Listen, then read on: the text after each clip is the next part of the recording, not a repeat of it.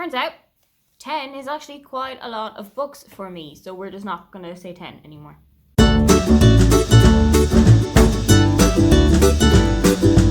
Hi, welcome, come on in. My name is Aoife and today I am going to share with you all the books that I want to read for autumn in this year. So I already shared a TBR for summer in this year, and I said it was 10 books and I actually only read 6. So I have decided to kind of lower the numbers a little bit. Instead of aiming for 10 books for this autumn, I'm actually only going to aim for 7. That seems a little bit more doable considering I'm a really big mood reader and I don't know if I'm going to read all of these books combined with all of the books that I might just want to read spontaneously. So we'll start off with the 2 ebooks that I want to read, and both of them actually come from NetGalley. So the first one that I want to read is After the Silence by Louise O'Neill.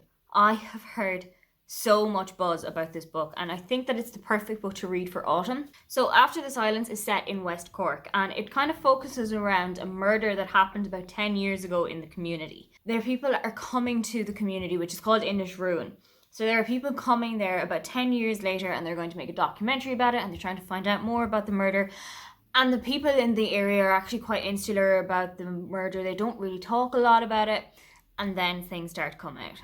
I have been waiting for so long to read this book. It came out at the start of September and I am so excited to get to it. And so the second book that I have on this TBR as an ebook is The Education of Ivy Edwards by Hannah Tovey. Ivy is living in London. She's not really having the best time at the moment. Her job isn't going very well. She's just broken up with somebody and she's a little bit miserable in this capital city. So she kind of goes off to reinvent herself and to find herself, as I understand from this blurb. The blurb really hooked me when I read it and I am really excited to get reading it. Let's get to the big stack of physical books that's on my shelf. And the first book that I'm going to show you is probably one of the biggest books I'm ever going to read. 11/22/63 by Stephen. I've never read a Stephen King book because I am quite a sensitive stomach person and I don't like gore and I don't like horror. But from my understanding of this book, this isn't very gory, this isn't very horror, it's actually more psychological kind of things. It follows a guy called Jake. And Jake is an English teacher in Maine and he is given the task to go back in time and stop the assassination of JFK. This is something that I'm very interested in reading. It's one that's actually belonging to a friend of mine and she gave it to me about a year ago by now and I promised I would give it back to her. So that is kind of the main reason that I'm going to put this one on the list. But the second reason is because in traditional Irish culture, our seasons run a little bit differently to the rest of the world. So for us, October is still autumn. It's the final month in autumn. So this is a perfect Halloween read for me. I just need to kind of get over my Stephen King fear. So, okay, I thought that this would be a bit of a better book for autumn, just based on the cover alone. I still don't really remember what happens in this book, but a friend of mine has read it and she gave it 4 stars, and I trust her judgment in books very strongly because we have got similar tastes in books. So if she says that she loves it, I'm probably going to really love it too. And the next book on the shelf is The Falling in Love montage by Kira Smith.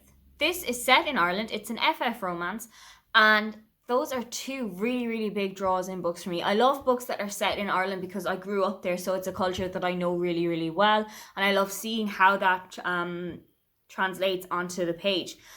But I'm also really interested in the romance here, and I know that Teresa from A Reading Elf, this is one of her favourite books of 2020, if not one of her favourite books of all time. And I am ready to jump on board the hype. The next book is one that I got for my birthday this year, so I haven't actually had this one on my TBR for quite a long time. And that is There's Something About Sweetie by Sandia Menon. So this is the second book in the Dimple universe, but it's more of a companion novel than a sequel, so you don't really need to have read When Dimple Met Rishi so you can understand what's happening.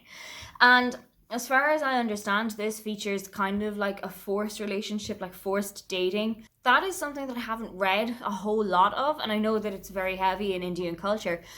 And it's something that I definitely want to read a lot more of just to see how I gel with it in terms to how I find reading it. And so the final book on the TBR is another really hyped one. Anyone that I have seen who has read it has absolutely loved it. They have raved about it and they've raved about her other books as well.